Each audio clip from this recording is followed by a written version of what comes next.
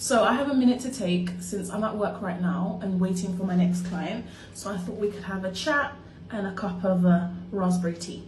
Now, I am on a weight loss journey. I'm aiming to lose about 27 kilos. These are just 4 reasons why I am attempting to do this now. 1, I have failed consistently in the past, and the closest I've ever gotten to reaching my goal weight was back in the beginning of 2020, COVID. I decided to take the opportunity, or 2021, sorry.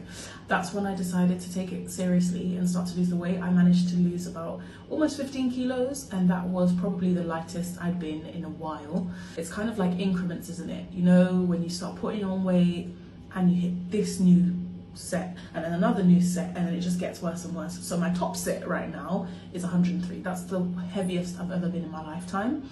The lightest I've ever been was 62. That also was when I was a 13-year-old, and my dad made me lose about 15 or 18 kilos in the space of a year. Don't blame him. I got to a ridiculous weight at 88 kilos as a 12-year-old, and it was high time to cut that right down. It's probably the healthiest relationship I had with food at one point, because even though he was strict, I didn't even have the space to partake in bad eating habits, is what I'll call them. 2, I don't care what anybody says. I don't care how controversial this is. I really, really don't care. And I can tell you that being obese comes with its own set of complications later down the line.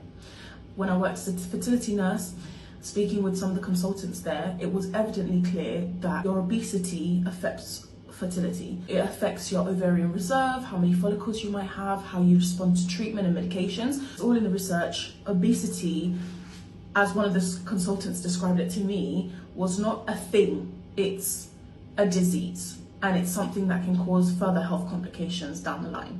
So I don't want to be unhealthy anymore. I don't want to have the potential for diabetes cropping up in my life, or any other health complications that come as a result of carrying excess weight and excess fat on my body, high levels of cortisol, bad eating habits. I just don't want it anymore. I don't. 3, I am a binge eater.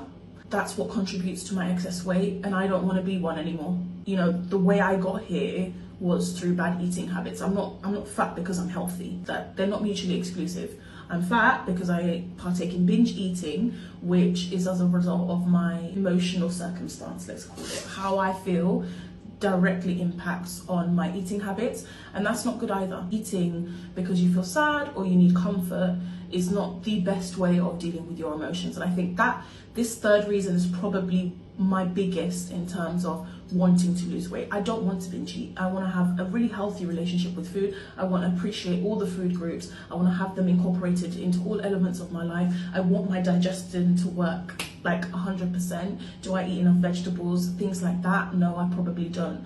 I like balance. I like a variety. 4th reason is that when I was younger, I used to partake in a lot of sports. I think that since I've grown older, developed bad coping habits with my emotions and a lot of the frustration that I have through eating, has made my athleticism decline. And for me, that's one of the most heart-wrenching things to come as a consequence of gaining weight and developing poor eating habits, and I guess poor coping mechanisms as well. So I want to get back to that. Like, yes, there's an aesthetic element of losing weight, but for me, the top 2 by far are to develop better eating habits and to regain some of the athleticism I've lost. That would be amazing. I guess the point of all of this is just talking about why I feel the way I do, why I'm on the journey I'm on, how it feels to be a bit ashamed of all the failed times that I've had and having to get up over and over again, or say to someone that I'm on a diet, no, I can't eat that, or I'm counting calories, I can't eat this, and however restrictive it might feel to that person at the time, you know, it's contributing to a greater goal at the end of it. So I haven't even taken a sip of this tea once, but it's a cheeky chat in the middle of the day.